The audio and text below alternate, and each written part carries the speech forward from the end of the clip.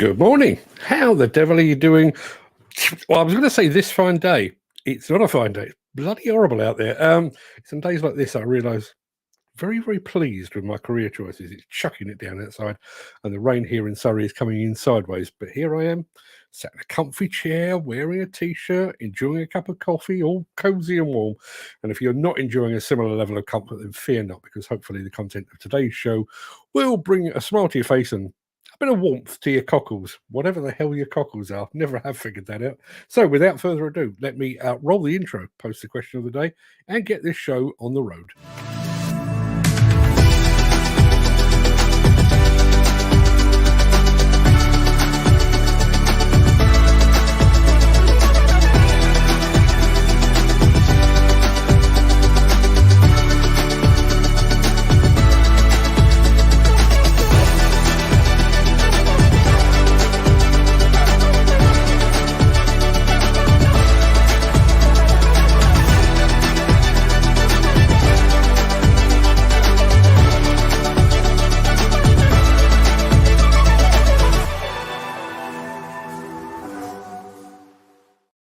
I've just taken a quick look at the chat. So, very good morning to Gary Muirhead, to Jim Turner, to Chris Ford, to Glenn Johnston, and Ken Hatcher, and Mark Whiting. And also, good morning to Andy Darvel, who actually provides one of the videos at the end of the show. Look out for that. But until then, it is Wednesday, the 8th of November. Welcome to the Breakfast Show. I am your host, Mark Anthony. In today's show, we're all at sea, piling with Liebherr. If you go down to the woods today, you might just encounter John Deere fleet. Cat D5 in 3D. Mazio attachments adds versatility to the skid steer sector. Plus, as I've already mentioned, our very own Andy the Darvel shows how he keeps the dust down. But first, we're going to peer back through the mist of time to see what was happening on this day in history.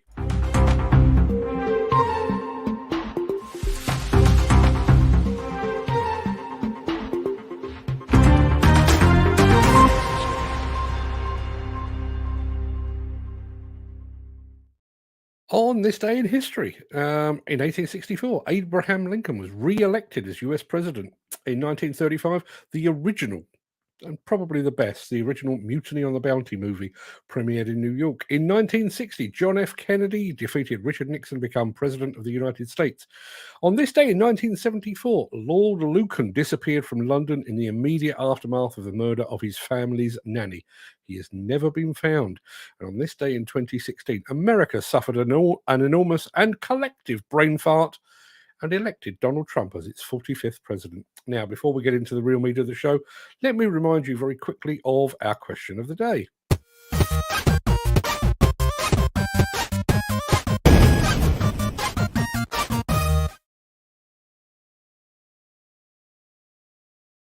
Yes, Gary Muirhead has reclaimed his crown as our resident quizmaster, and he's back with a belter. His question is this: if you could play any of the official 6 James Bonds, and I did do a quick count up, I think there's 6, which one would you be and why?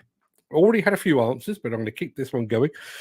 Personally, I think Daniel Craig was a superb Bond. I'd gladly trade places with Pierce Brosnan in Die Another Day just so I could watch Halle Berry emerge from the sea. But personally, I'm going with Sean Connery in Goldfinger, one of my favourite Bond movies. The suits are gorgeous. His car is an Aston Martin DB5, and there's a naked Honor Blackman, all in gold, just as a bonus. But what about you? Let us know in the chat. Which of the, I think there's 6 James Bonds or official James Bonds, would you like to play and why? We'll come back to that at the end of the show.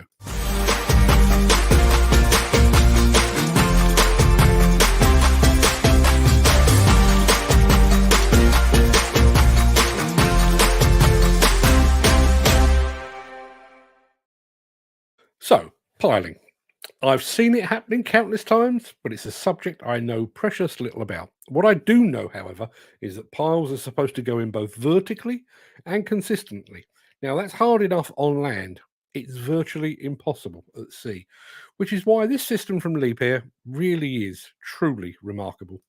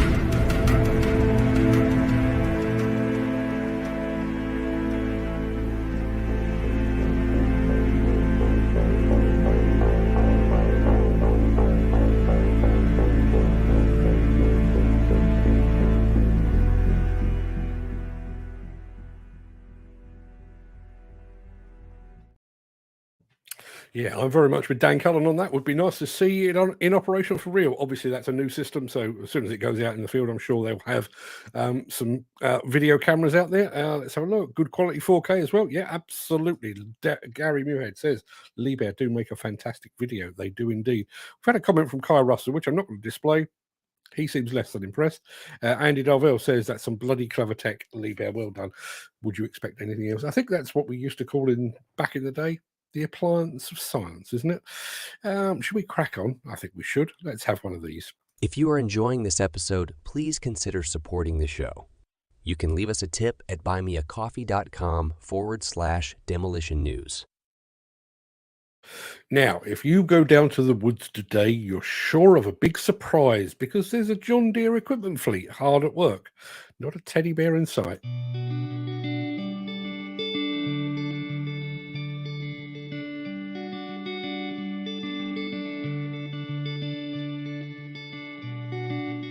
So in 2016, I started my business. I got my septic license. Customers, contractors would ask me, do you do the grading work? So then I went and got my license in grading to where then I could do grading and septics, and it all flows together. Miles and I went to school together. He was a senior when I was a freshman. He played football, I cheered, just never kind of crossed paths until years later and after he went to college. The rest is kind of history. I quit my job and went to work with him, and he put me in ditches for a little while. But at this point now, I'm in the office side of things, and I do all the bookwork. I try to take care of my employees. They take care of me and my family, so I want to make sure I take care of them. The running joke is with my wife that they're our adopted kids, whatever it takes, just to ensure that they know that they are appreciated, and I think the world of them. We both worked, we struggled, and we really we did what we could some days to get by, but then today, to look at where the business is just shows how great he's really worked hard and pushed to be a great husband, a great dad, a great business owner. Here we are 7 years later, successful business that he started from the ground up, and 2 little girls. Yeah, just being blessed every day. With being in the mountains, the jobs, a lot of times it's going to be the rocky terrain that we're in. So we were dealing with tighter lots, so we have tighter areas to work with and still function and still preserve the best thing possible. The first piece of equipment I bought was a John Deere 50G. The mini excavators, I use those majority for my tight septic lots. They are phenomenal for getting in tight spaces and doing things to where we don't have to use our hands.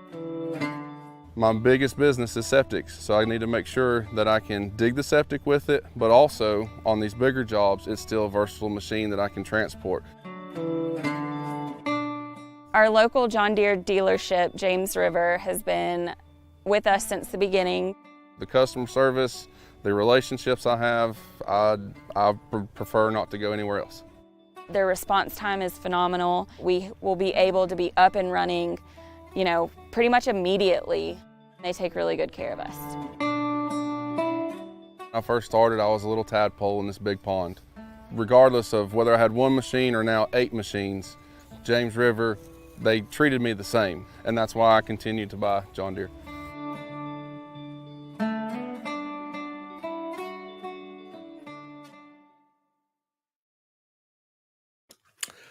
Good film, right? As Gary Muirhead just said, nothing runs like a deer. Nothing does run like a deer either. Lots of comments there about the way that people look after their staff. There's Gary Muirhead saying, biggest asset to any company is its staff. So why aren't they always treated that way? Begs the question. That is exactly how a boss should be, says Andy Darvel. The staff should feel like an extension of your family. Wouldn't that be marvellous? Dan Cullen says he's a great man, looks after his employees and a great team. As the saying goes, teamwork makes the dream work.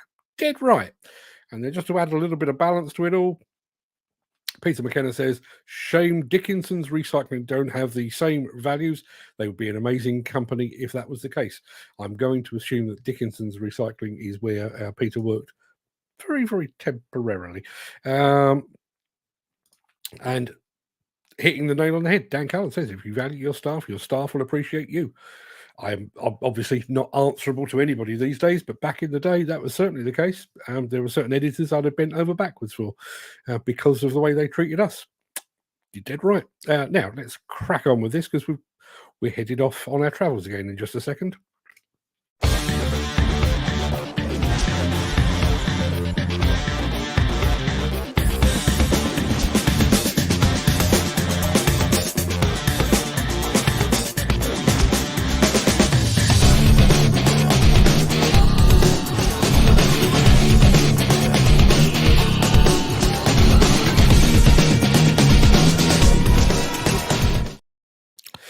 Ken Hatcher, sadly, he's absolutely right. You're a number now out there. Yeah, I fear that is the case.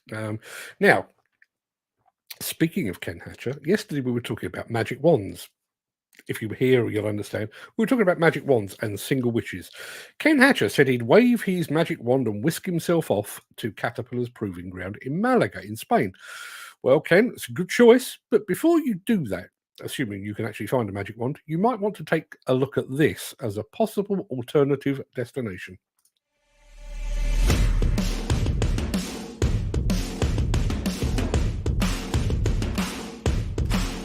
We're here at Carolina Cat's demo facility, and today we're going to talk about the D5 with Cat 3D grade and VisionLink productivity. We're going to show you the features of these technology systems and how they can help you do your work faster and more efficiently. We have a full 3D plan of this site, and we're using the machine to get the site to finish grade in the least amount of time possible. Typically, we'd take a USB and load that 3D design onto the display, but with VisionLink productivity, we can actually remotely load the design in the cloud and then download it to our machine. We can help reduce the number of trips to the job site by remotely managing designs as the plan changes and ensure the operator's on the latest and greatest plan. With VisionLink productivity, we can remotely access the machine 3D system to help the operator with the most efficient settings on board the machine and ensure that he's on the correct current design. With Cat 3D grade and VisionLink productivity, the site manager is able to manage multiple sites in a much more proficient manner. Now that Aaron has the file loaded, he's actually watching the display in the light bars. That's giving him cuts and fills and also horizontal alignment no matter where he goes on this project. We added another feature called 3D Steer Assist. Aaron will select a line and then the machine will actually move left or right so that blade tip stays on the focus line and gives him not only elevation but steering guidance to that line. The benefits of Cat 3D grade, it allows them to use automatics once they get close to grade to be more efficient, more productive. With Cat Factory 3D grade with VisionLink productivity, it will allow you to maximize the return on your machine investment and get your projects done quicker in order to make more money.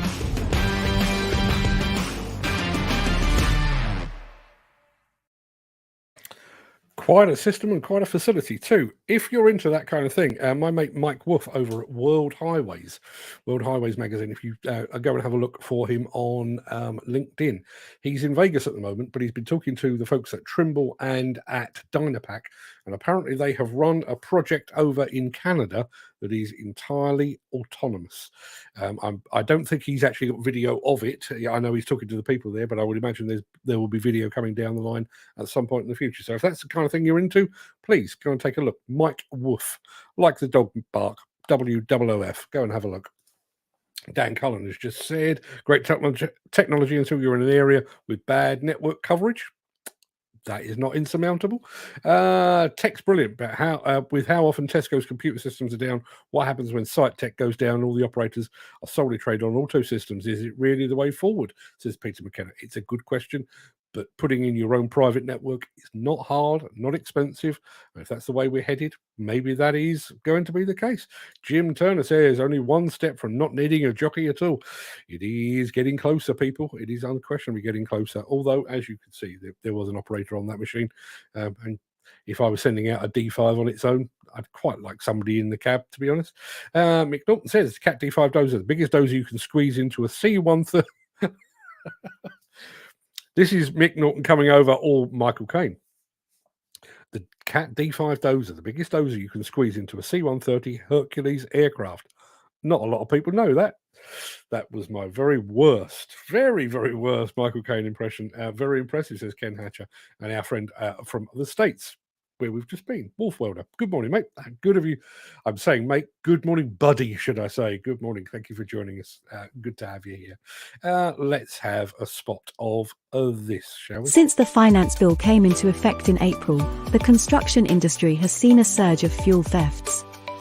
The rising cost of living has placed an additional risk of theft by employees and contractors, as well as opportunistic thieves. By using diesel dye and placing warnings of its use, you are sending a clear message that this is your fuel.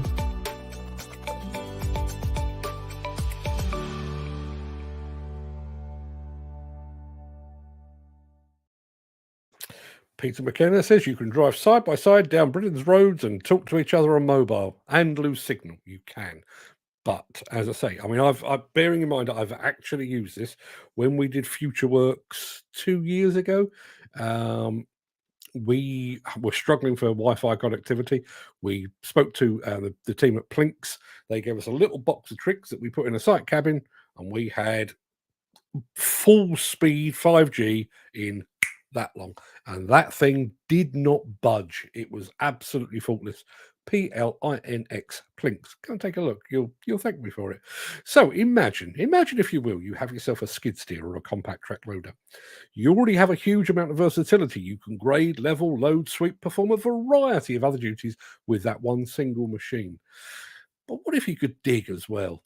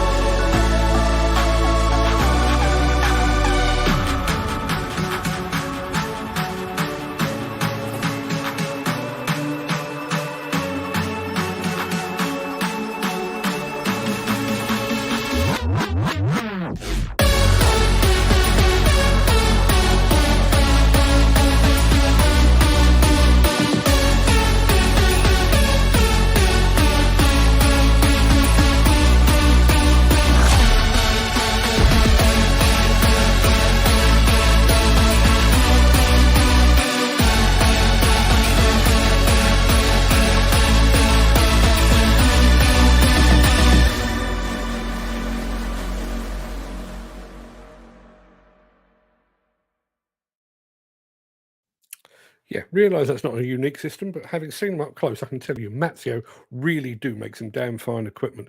And they also make some damn fine chocolates, as Gary Muirhead remembers. Just to bring you in on the in-joke here, I met up with Mazio at ConExpo, and in addition to a bunch of other stuff, they gave me some Colombian chocolate. Actually, Colombian chocolate from Colombia, which we gave out, and Gary Muirhead won and thoroughly enjoyed. Peter McKenna enjoyed the skid steer with the... we'll come back to it. I'm going to call it a backhoe for now, and then I'm going to correct myself. That's cool. Very similar to some of the Chinese kit that's around. Dan Cullen says, well, who knew a skid steer turned digger? And what a tune. Glad you liked it. That was my choice. That was. Although, Dan, there we are. Technically, it's not a backhoe. It's a front hoe. You're absolutely right. It is. Andy Darvel says, now that's cool. Is there anything you can't do with a skid steer? Well, maybe putting a high reach arm on one, maybe a step too far. Very cool, though. I realise we us Brits, we live in a backhoe loader nation because JCB for a long while ruled the world. If ever I were to be forced, if somebody put a gun to my head and said you're going to start up your own construction business or construction operation business, skid steer or compact track loader would be my owner operator weapon of choice because of that versatility. There is not a great deal.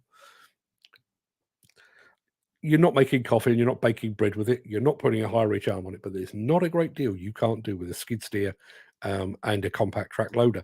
Mick Norton, going back to autonomy. Yesterday, we heard the self-driving autonomous car used in the UK will not be prosecuted if their vehicle causes a fatal crash. The mention of a fully autonomous site in Canada for construction equipment begs the question, who bears the responsibility for fatal crashes of autonomous items of plant on UK sites? It's a damn fine question.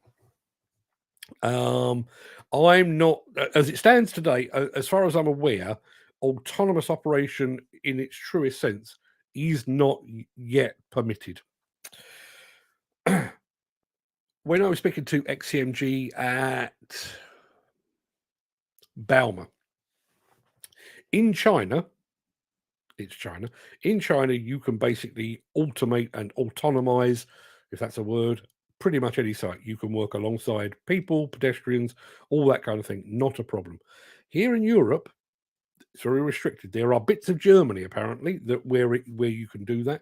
But as far as I'm aware, as it stands today, you can't actually do that in the UK.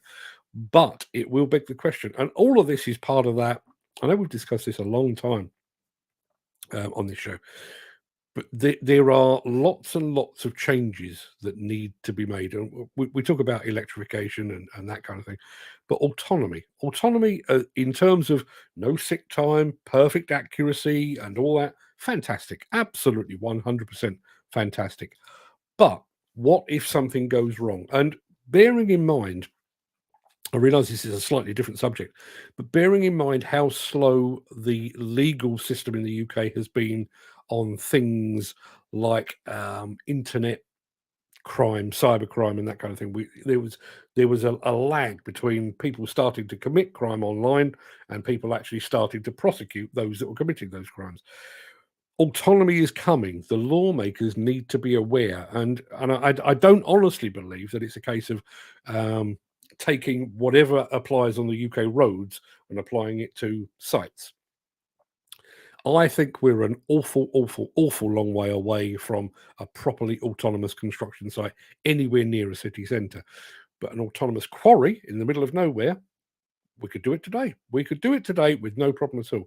So, and that is a very different use case scenario than automating or autonomizing the M40.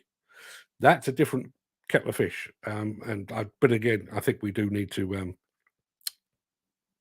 get that around our heads. Can the front hose slide? I didn't notice a slide on it, but it may do. I'll have a word with my mate at Mazio, see if I can find out. Did the Colombian chocolate have a secret ingredient in it? Well, what I will say is we're a year on and Gary's still talking about it. Maybe it did. The Colombians are famous for more than just chocolate. Let's have a look. Peter McKenna says, if you can put a remote man basket on an EV Mini Merlot, he's putting a high reach arm on a skid steer. That impossible?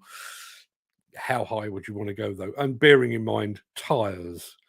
The moment that you put any sort of weight and leverage, the tyres are going to just... But you know what I'm saying. Let's have a look. Did you see the new anniversary JCB 40X? Did we see it? We featured it as our lead story on Monday morning, Dan. I think you were late to the show that day, but yes, we have featured it. And it is called the Platinum Edition, and it is very smart indeed. Chris Ford, when you bought the backhoe for the skid steer, how close to buying a mini digger in cost are you? Yeah, I would imagine you're probably paying more for that. but think of all that versatility and think of all that mobility as well. Particularly if you're going across rough terrain. I'd rather do it in a compact loader or a skid steer than I would in a mini excavator. I wasn't having a fit, I was demonstrating. Peter McKenna says, how long before hackers hack autonomous excavators to use for criminal purposes? Well, on the basis that they steal them to carry out round raids, you'd have to think only a matter of time. Mick Norton says, when will UK insurers give some clarity on liability of the use of autonomous vehicles and plant? Years from now, because they at the moment they have they can play the ignorance card, can't they? We can't pay you out because this is new to us, we don't understand it. Peter McKenna has just put this up. Tobrocco Giant UK product skid steer loaders. Yes, Tobrocco Giant do make little skid steers with attachments and stuff. And he says, quite rightly, about time we featured them, actually. Sorry, these are a fair bit of kit. They are indeed. Now, yes, Mazio attachments. Go and take a look. Let's have a look. No, sorry, a comment come up and then it vanished again. So let's, I've said we're going to do something slightly different. We are going to do something slightly different in just a second. If you would like to buy a limited edition Break Fast show sticker, head on over to buymeacoffee.com/demolition news/extras. As they used to say on the Monty Python's Flying Circus show, now for something completely different. You might recall a discussion about dust suppression that was prompted by our film of the Despe Jumbo excavator in action. That machine features no onboard dust suppression. Instead, the dust is tackled by a pair of former cement mixers equipped with remotely controlled boom arms that place the water precisely where it's needed. The discussion was, and I'm going to do it again, imagine this microphone is my attachment. If you put up a mist, I can no longer see my attachment. But if you put the water over here, I can still see the attachment perfectly, and the dust is suppressed. That's the Despe take. Well, echoing that point, our man Andy Darvel sent me a video about a week ago, actually, that he produced a while back that just about proves what Despe were talking about. And just to let you know, Andy, I have switched out the music purely because I don't know the copyright situation on the music that you had on yours. But this is what it looks like operating an attachment with dust suppression.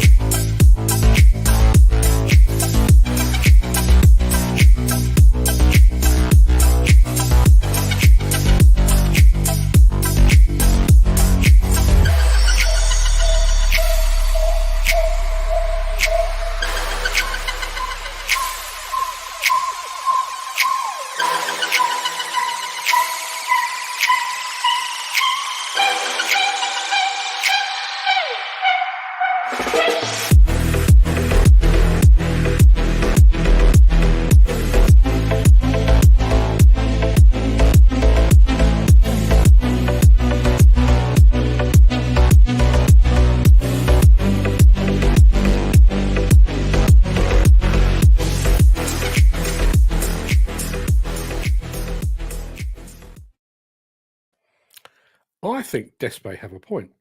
I've seen a good option for this, I have to say. French attachment manufacturer Ardennes worked with Dynaset to produce what they call the Ardennes Jet system.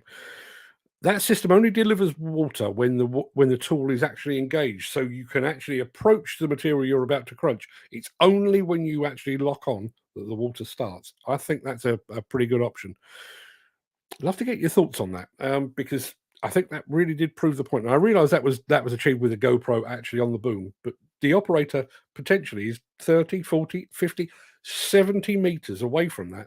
And that missed, particularly when you saw when the wind was blowing towards him, it's going to be a problem.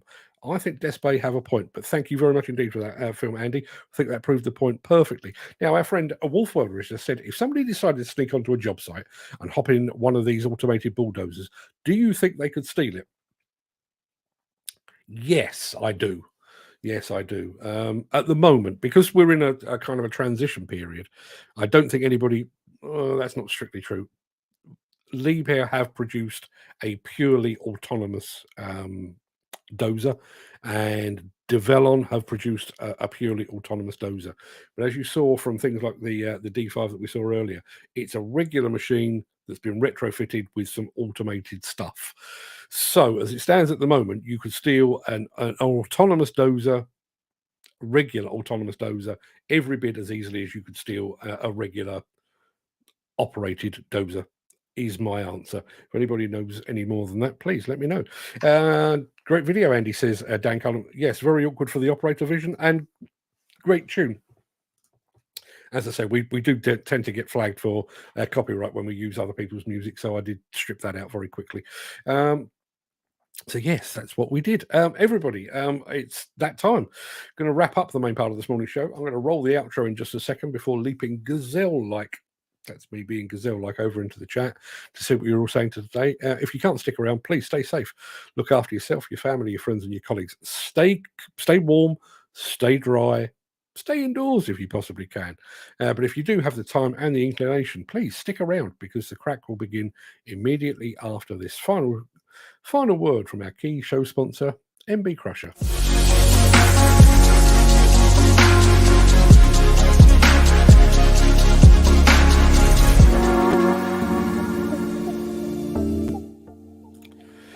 Morning all.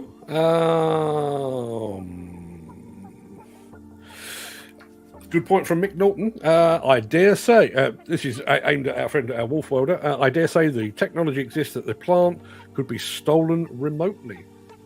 I guess if you can hack into a system, what's to stop you actually stealing an autonomous dozer without even being there at all? And if you were a passerby and you saw a dozer loading itself onto a low loader and being taken away, would you really bat an eyelid? I don't think you would. Let me go back to the very beginning of the chat. We're going to be talking all things James Bond in a minute, which is a subject that I thoroughly enjoy. So, first off the mark was our Quizmaster. Thank you for the question today, Gary. Good morning, Mark. Good morning, everyone. Andy Darvel says, well, howdy ho, and howdy, Heidi hi to you as well. Good morning, Andy. And thank you very much indeed for the video. Jim Turner has joined us. I would imagine it's blowing a hoolie wherever he is. Glenn Johnston is here as well. Chris Ford is here. Good morning to the pack. Happy Hump Day. Yes, happy Hump Day indeed. Ken Hatcher. We're going to come back to Ken in just a moment, because if you are a proper James Bond fan, he has some news for you. And here is that question of the day. Which James Bond would you like to play and why? Now, maybe it's an age thing, and I do think that maybe your James Bond is kind of influenced by your age. If you grew up as I did watching Sean Connery, my middle name is Sean because my mum liked Sean Connery for reasons I fully understand. I think I grew up with Sean Connery, therefore Sean Connery is my Bond. Daniel Craig, brilliant, absolutely brilliant. Skyfall, I think, is one of the best Bond movies. Actually, a really good movie, whether it's a James Bond movie or not. It's a brilliant movie. But I'm a Sean Connery man at heart. But we've got a few other dissenting voices. Here we go. Mark Whiting's here as well. And here is the first of the dissenting voices. Question of the day. Ken Hatcher says, Roger Moore. I can relate to him more. I wonder if Ken is sat there with one raised eyebrow now, making witty one-liners while we speak. I bet he probably is. Graham, Footy Williams, good morning, bro. Good morning to you as well, sir. Thank you very much indeed for joining us. Andy Darvel, one of my videos, excited. So you should be. Fantastic. Good use of a GoPro camera, I would say. Got to be Roger Moore. Just loved his dry muser and the famous eyebrow movements. Imagine building your entire career on an eyebrow. Mind you, Dwayne "The Rock" Johnson, he's done pretty much the same thing. No Dwayne Johnson movie is complete without a raised eyebrow. You can't tell, but I'm doing it now behind the glasses, and I do it really well. Can you see? I can do both. I'm not doing anything at all. I'm just joking. John Findlay is here. John Findlay. I don't remember seeing John here before, so let's give him a proper welcome, shall we? People, stand by your beds. John Findlay, there you go. That's a welcome confetti for you. Thank you very much indeed for being here. Not sure how you found us, not sure why you found us, but I'm damn glad that you did. Welcome aboard. Dan Cullen has joined us as well. Let's have a look. Question of the day. Andy Darvel says, I would be, now this is controversial, I would be George Lazenby. You're close, but not quite. On Her Majesty's Secret Service. I love skiing. I've been up to and eaten in a revolving restaurant at the top of a mountain in Switzerland. So basically, I am him. I think you're stretching a point, to be honest. The name's Darv. Andy Darv. That works. That works. Yeah, George Lazenby. The one-off James Bond. For anybody that doesn't like James Bond, and I know we've got one here coming up very, very soon. Sean Connery quit to go off and do far more interesting things, and before Roger Moore came on board to take up the mantle, George Lazenby, who was apparently an Australian model, he got the gig. The movie Casino Royale was absolutely, or Her Majesty's Secret Service rather, absolutely fantastic film. Diana Rigg is in that one and dies. Yeah, James Bond gets married, she dies. Spoiler alert. But yeah, really good film, but he was a bit clunky, I would say. Roger Moore, a major step up. Not a huge fan of Timothy Dalton. It all got a bit silly when he was around. Pierce Brosnan, I think, was a bit more Connery-like, a bit rougher and tougher. And then, as I say, by the time we got to Daniel Craig, I think we were properly back on track. Now, I said Ken Hatcher had some James Bond-related news, and he does. The Royal Mint has got a load of James Bond coins coming out soon. Is this some James Bond anniversary coming up? Let me think. I guess it could be the 60th anniversary. Could be the 60th anniversary. I was born in 65, and I'm fairly sure there'd been 2 Bonds by the time I was born. And my mum was quite taken with Sean Connery, hence the reason I got the name Sean. So I was born in 65. There could well have been a film in 63 which would make it the 60th anniversary, which would make perfect sense for the James Bond coins. Thank you for that. Morning all, says Peter McKenna. Nice crane barge. Yeah, absolutely agree. Yeah, can you imagine that? I mean, bearing in mind, and I'm going to throw over to Andy Darvel because he's regularly on high reach machines. That thing that you get where you just extend just a little bit too far and you get that. I don't know if you can see that, but I'm kind of rocking a little bit. Imagine that on water. So you've probably got a bit of that, probably a bit more of that, but you might also have a bit of that as well. Must be bloody awful. I'd hate that. And I don't get seasick, but yeah. Fantastic Liebherr LR model crawler crane.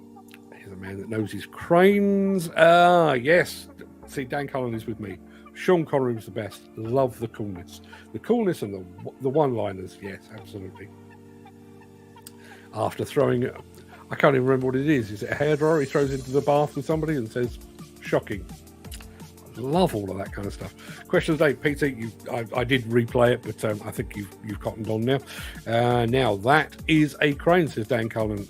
Ken Hatcher, good system. That doesn't matter what the question of the day today is, because Peter McKenna hates James Bond. Who hates James Bond? How could you possibly hate James Bond?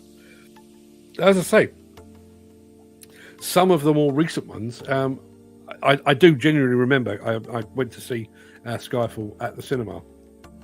I think I've seen pretty much every single of the James Bond, the Daniel Craig era James Bond movies at the cinema. And I came out of Skyfall, and it was a great Bond movie, but it was a great movie in its own right. The fact that he was James Bond kind of didn't really matter, to be honest. How do you hate James Bond? Don't understand. I agree with you there. It's not everybody's cup of tea, apparently. Morning, Steve Smith. I haven't seen Steve Smith anywhere here. Steve, if you're still with us, good morning. That's some bloody clever tech, Liebherr. Well done. Yeah, just not surprising with Liebherr, is it? Oh, look, they've done something miraculous again. Liebherr do make a fantastic video. Now, I had a comment on Instagram overnight. on one of the videos that I'd put up.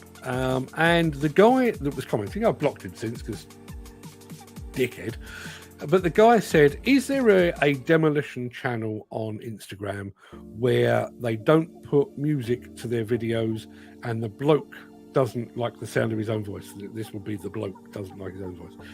I've got rid. Now, I spend my entire life on the internet. I'm on social media all the time, on LinkedIn, on YouTube, Facebook, Instagram, all of these things. I have never, and I do mean never have I left a negative comment. So imagine you're working away. Let's take Gary as a fine example. Gary is sat there in his brand spanking new Volvo excavator.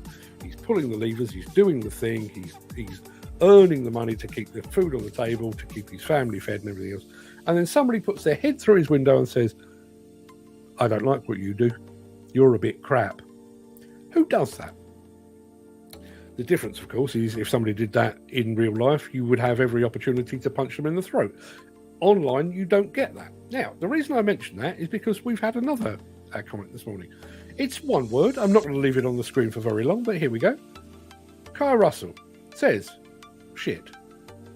And that came up while we were looking at the Liebherr video.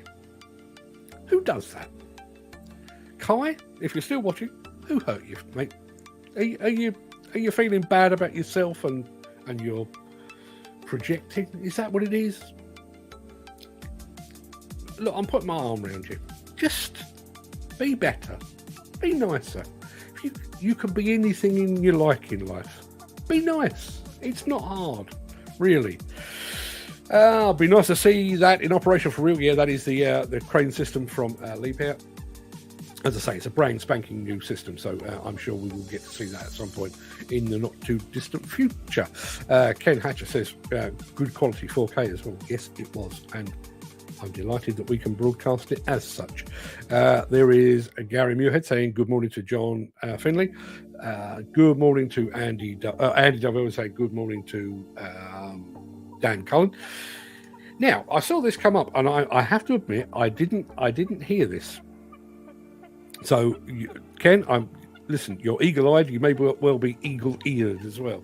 I know the guy in the John Deere video was talking about getting his septic license, digging septic tanks and that kind of thing.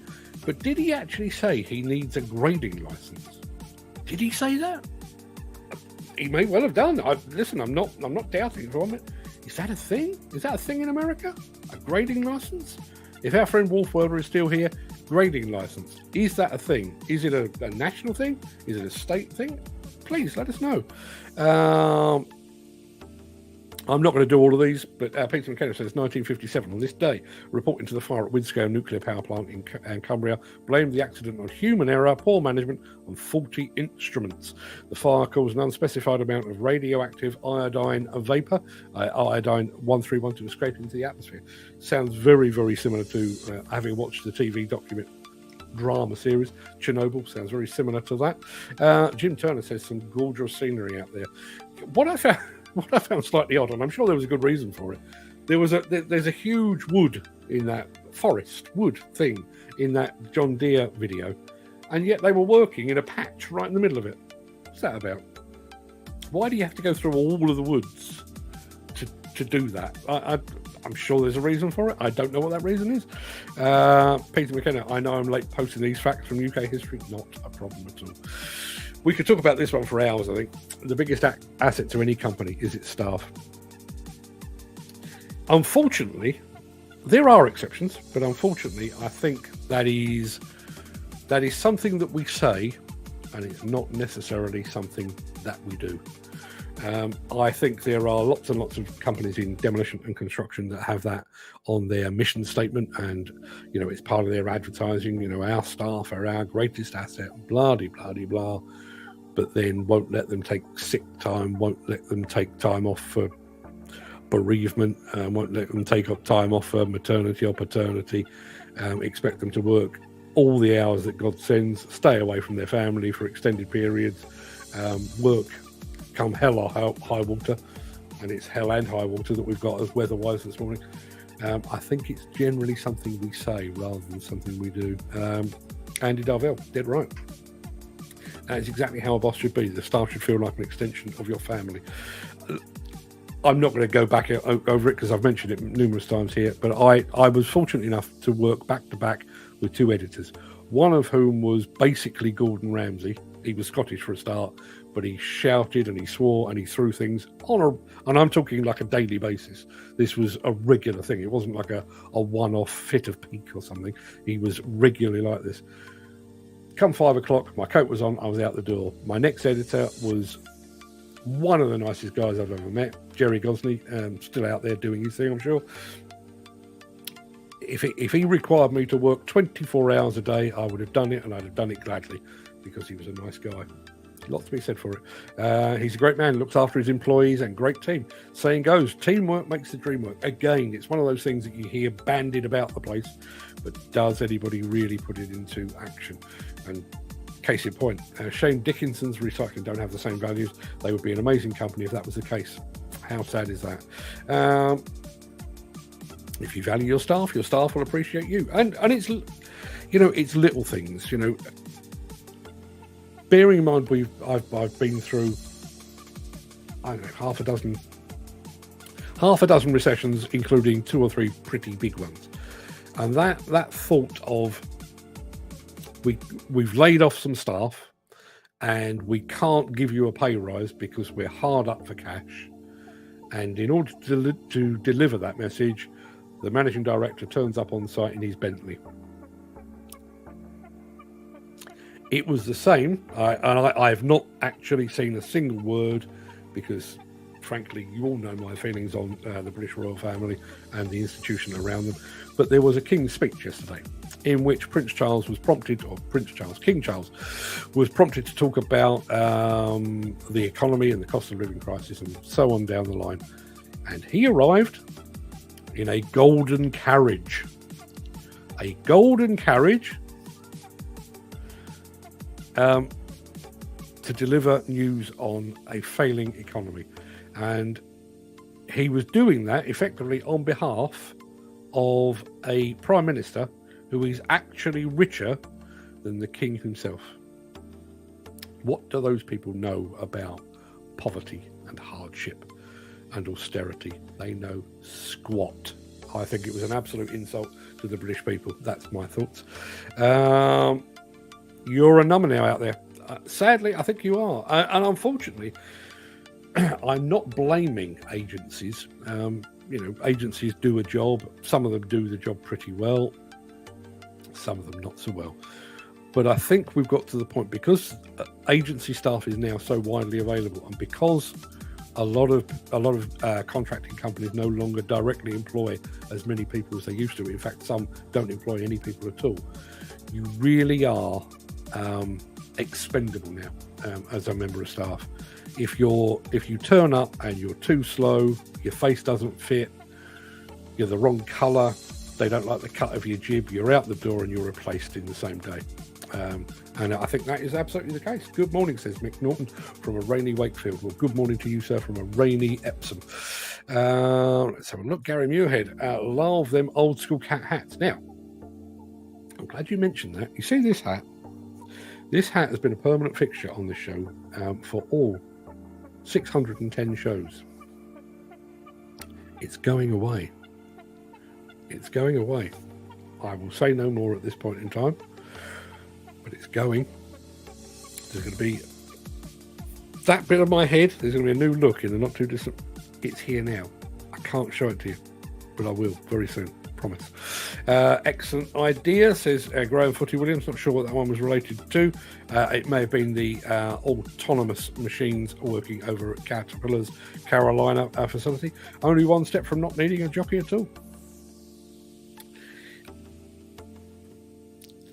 Listen, it won't happen in my lifetime. Bearing in mind, I've written a book about it, Demolition 2051, available from all good bookstores. That's rubbish. It's not available from any bookstores, but you can get it on Amazon. Yeah, I've written a book about it, and I do think, there will be certain applications and certain sites that will ultimately end up autonomous.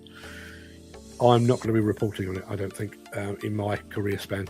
I think it's still a long way off, particularly as we go on to a bit later in the chat, particularly as we've got a situation where the legality of autonomous operation is sketchy, I would say, at best. Peter McKenna says, tech's brilliant, but with how often Tesco's computer systems are down, what happens when site tech goes down? All the operators are solely trained on auto systems. Is it really the way forward? Again, this is one of those things, and I wish I could kind of encapsulate my thinking on this. Today, we are here. At some point in the future, we will be there. But where we are at the moment, we're neither fish nor fowl. And I mean that with electrification, hydrogenisation, with remote control, and with autonomy.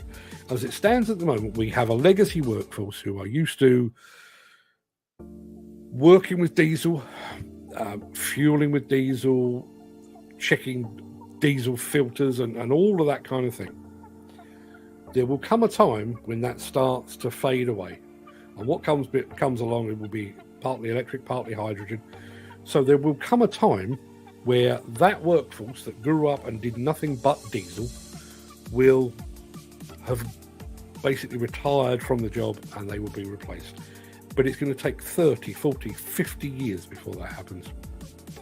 So while we will have a transition period, it's much the same as we've got with GPS systems. We've got some very, very good, very experienced operators who can make a machine dance and sing, but they can't operate GPS because they've never been trained to do so. But the next generation, and bearing in mind, I've been to the Liebherr facility, I've been to the Caterpillar proving ground and stuff. The next generation that is slowly coming up behind them, they've been brought up on that.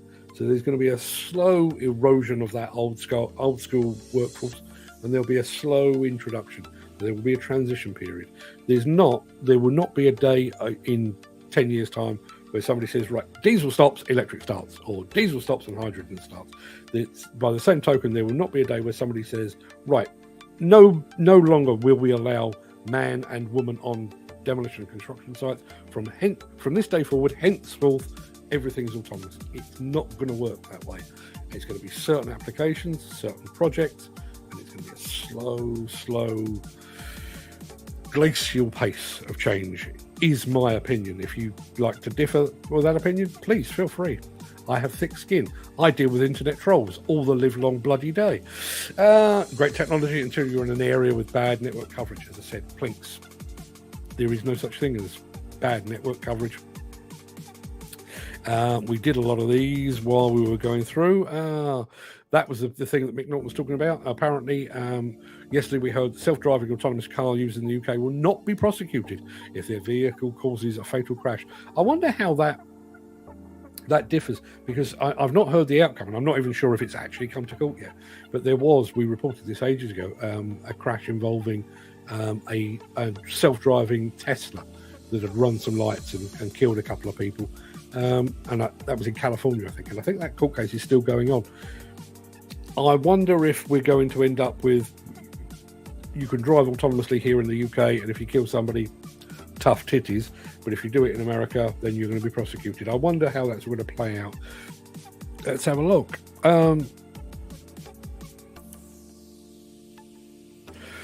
There we are. How long before hackers hack autonomous excavators to use for criminal purposes? Although, as our friend Wolf Welder ultimately says, and what about if they hack into them just to nick them? Possible.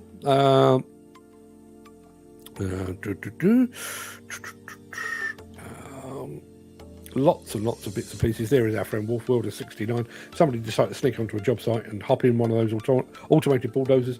Do you think they could steal it? Well, as we said, not necessary. So long as you've got the right person doing the job, do you actually need to go to the site to steal it anymore? Is that another extension? You know, we've been talking about this transition period. As it stands at the moment, you have equipment thieves that have to actually physically go to the site. They have to dress up in high vis and hard hats and make themselves look like part of the team to get the machine out. Sit in your bedroom on your computer, hack the machine, let it drive itself.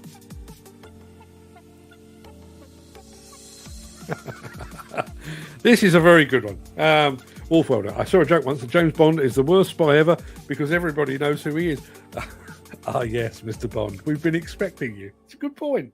It's a good point, and I have to say I'm a big fan of the Austin Powers movies, where they kind of shoot holes in the whole James Bond idea. You've got these criminal masterminds. You know, they've built themselves a lair inside a volcano, because why wouldn't you? They've got endless cash. They've found ways to possibly take over the world. And when it comes to actually killing James Bond, they lash him to a table and let a laser beam run up towards his nether region while they're not in the room. They've devised a cunning way of making sure that he's killed, but they don't see it through to the bitter end. There are lots of holes in the James Bond movies. I absolutely understand that. But I like them just the same. Let's have a look. I know you talked about these long rate jobs on barge doing a river. Not sure what that is about. Have you seen the 2 cranes that went over on barge in the Netherlands? That was a big oops moment. Yeah, somebody sent me that recently, actually. Peter McKenna says, I don't like the Star Wars franchise either. Funnily enough, I saw the original Star Wars at the cinema, and I also saw the Empire Strikes Back at the cinema. Did not enjoy either of them particularly. At the same time, or roughly the same time, I went to see Close Encounters of the Third Kind by Steven Spielberg. Much better. And then by the time we got to the reboots with Jar Jar Binks, who bizarrely a space creature with a Jamaican accent, go figure. Yes, I completely lost interest. Question of the day: James Bond random fact. Now I had actually heard this before. And there is a follow-on to this. I'm trying to remember exactly what it was. James Bond, random fact. The name James Bond was taken from a bird-watching book by ornithologist Dr. James Bond. True. Ian Fleming, wherever what was it? He lived in a house called Goldeneye. I realise that's the name of one of the books. It's also the name of one of the films. He lived in a house called Goldeneye, somewhere out in the Caribbean, I think. While he was writing the original James Bond, he was looking for a name that he said would be the name of any man. He just wanted a random name, and he saw the book on his shelf, and he called him James Bond. Many years later, he actually had correspondence from Dr. James Bond, who said, "You have stolen my name." And Ian Fleming apparently wrote back to him and said, in that case, please feel free to call yourself Ian Fleming whenever you please. Class. When a high rate starts to nod, especially when the ground isn't brilliant, it can be a brown trouser moment. I've had a couple of times. I've genuinely been shit scared. You learn by your mistakes. And there is another thing. And this has occurred to me. Now, let me be clear. The work that the likes of Craic and Lorini do as modifiers, fantastic, awesome, just amazing feats of engineering. Also, the manufacturers themselves that are doing the development of high reach machines, come out to as an example. It's all well and good, a high reach machine being on a test rig and being put through its paces. Quite another when you are operating it.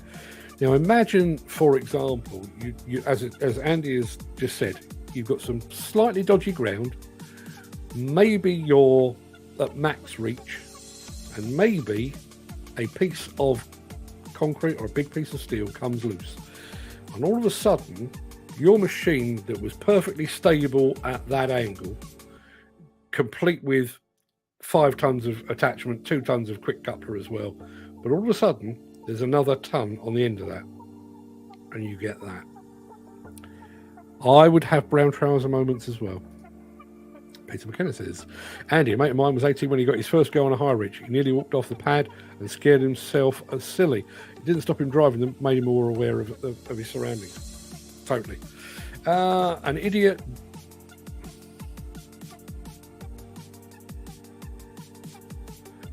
does that, and a person with no intellectual sense of humour. We're back to my internet troll. I've had so many of them.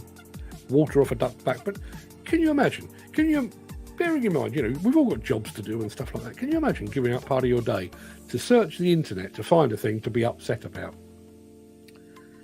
That's why you just carry on scrolling or switch off or whatever. Bizarre. I believe Case manufactures the largest skid steer in the world. They may well do.